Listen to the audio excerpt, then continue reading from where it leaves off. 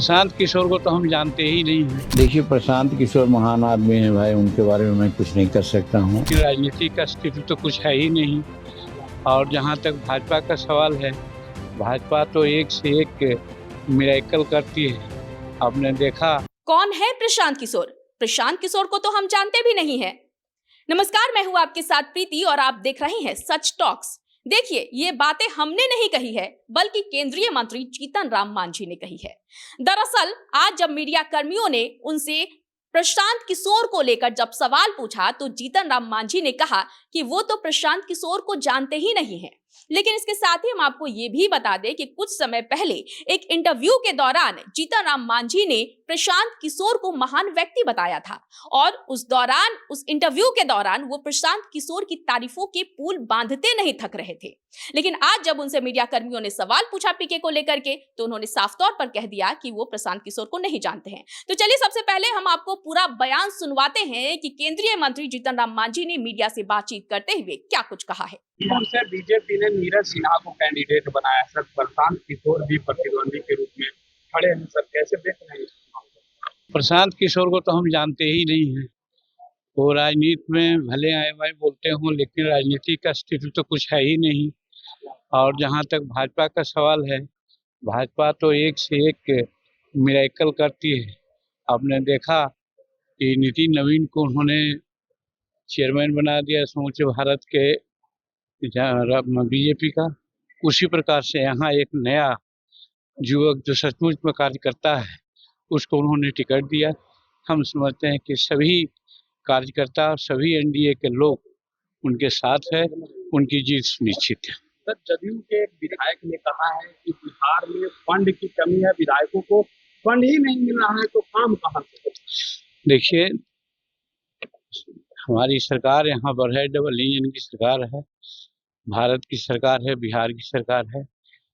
कुछ समय के लिए ऐसा लग सकता है लोगों को कि यहाँ फंड की कमी है, लेकिन यहाँ फंड की कोई कमी नहीं है।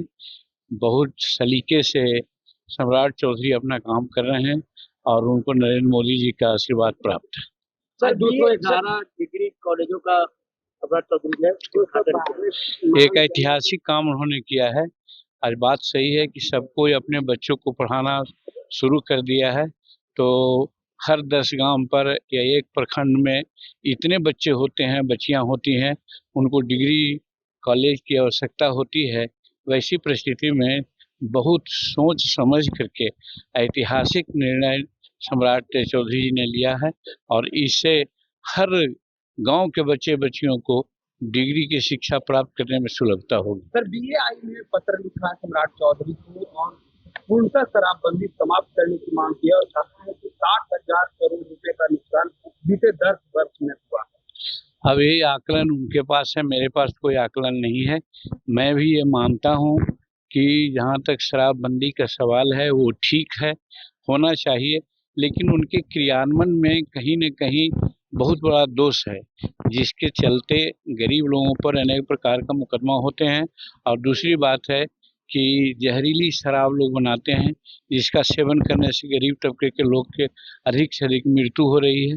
वैसी परिस्थिति में सरकार को चाहिए, और मेरा समझ में है कि सम्राट चौधरी इस पर जरूर ध्यान देंगे कि क्रियान्वयन में उसको सख्ती करेंगे, जिससे कि गलत तरीका का शराब नहीं बने और गरीब लोगों को न फंसाया जाए। सर, भरत तिवारी एनकाउंटर मामले में सर सुप्रीम कोर्ट ने झटका दिया है सर, और कहा है कि सीबीआई जांच की मांग जो है हाई कोर्ट से किया जाए। अब सवाल है कि क्या उनका कहना है, न कहना है, वो लेकिन सबसे बड़ी है कि हमारा न्यायिक जांच की बात कर दी है सम्राट चौधरी जी ने, वो बड़ी अच्छी बात है।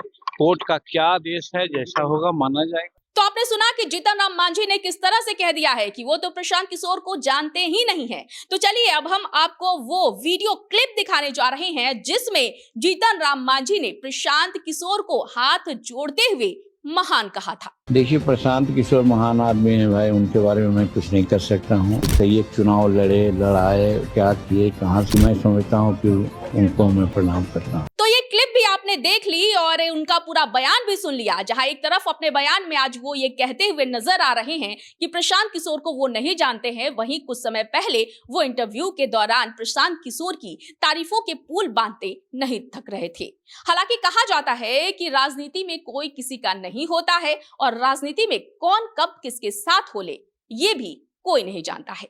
तो इस वक्त की खबर में फिलहाल इतना ही। मुझे दीजिए इजाजत, लेकिन देखते रहें सच टॉक्स।